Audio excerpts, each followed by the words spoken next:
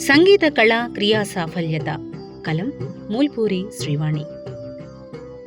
నాదబ్రహ్మ స్వరామృతం నవనీతం జగద్భవేత్ సంగీత క్రీడయాయుక్తం సాధయేత్ క్రియా సఫలం. స్వరాలు నాదబ్రహ్మగా వెలుగుతాయి. సంగీతం ప్రపంచానికి మధురామృతం. సంగీత కళను క్రియాత్మకంగా ఉపయోగించినప్పుడే ప్రతి కార్యం సాఫల్యంగా పూర్తవుతుంది అని అర్థం.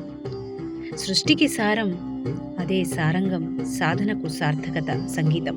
సంగీతం మానవ జీవితానికి ప్రాణస్వరూపం. మాటలకు అతీతంగా భావాలను వ్యక్తీకరించే సజీవ భాష అది.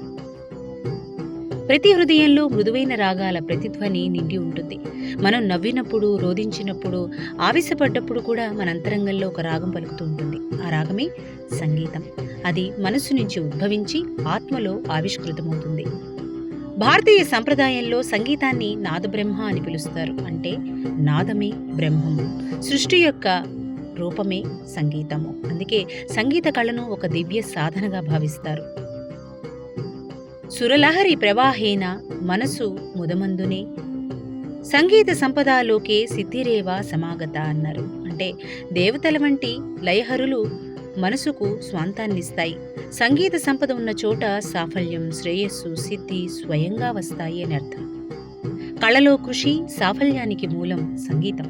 సంగీత కళలో ప్రతిభ మాత్రమే సరిపోదు. నిరంతర సాధన ఉండాలి, క్రమశిక్షణ ఉండాలి, ఆచరణాత్మక దృక్పథం ఎంతో అవసరం. ఈ నిరంతర ప్రయత్నమే క్రియా సాఫల్యత అని పిలుస్తారు. క్రియ అంటే కార్యం, సాఫల్యత అంటే విజయం. ఈ రెండింటినీ కలిపితేనే ఆ సమాగమమే కళాకారుడి జీవన మార్గం. ఒక గాయకుడు ప్రతిరోజు రాగాలు సాధన చేస్తాడు. ఒక వాదకుడు తాళాన్ని క్రమంగా మెరుగుపరుస్తాడు. ప్రతిసారి చేసిన చిన్న ప్రయత్నాలే పెద్ద విజయాలుగా వికసిస్తాయి. సంగీతకారుడి శ్రమ అంతరంగానికి శాంతి, బాహ్య ప్రపంచానికి ఆనందాన్నిస్తుంది. ఇవి భావాల సమన్వయం. సంగీతం మనసుని మృదువుగా మలుస్తుంది. రాగాలు మనలోని భావోద్వేగాలను అకారమిస్తాయి. వాటికి ముఖ్యంగా హంసధ్వని రాగం వినిపిస్తే మనసు ఉల్లాసంగా మారుతుంది కదా, మరి అది విని చూడాలి. అలాగే కీరవాణి రాగం వినిపిస్తే గంభీరత, లోతైన ఆవేశం మనలో మెలుగుతూ ఉంటుంది.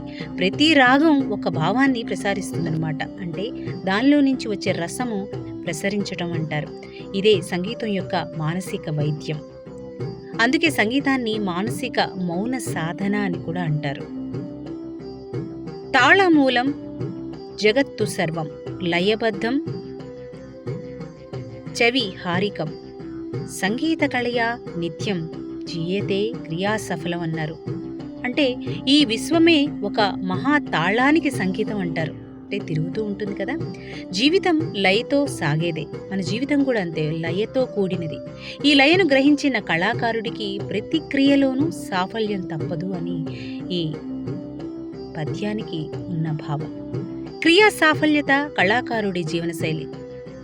సంగీతకారుడి విజయానికి వెనుక ఉన్నది కేవలం ప్రతిభ మాత్రమే కాదు, అతని క్రమ పద్ధతైన సాధన. ఉదయం స్వర సాధన, లయాభ్యాసం, తాళ ప్రయోగం ఇవన్నీ క్రియా సాఫల్యతకు దారితీసే దినచర్యలు. అందుకే మనం ప్రతినిత్యం ఇవి కేవలం సాధనగా అని ఊరుకోవటం కాకుండా మన నిజ జీవితంలో నిత్య క్రియగా మారాలి.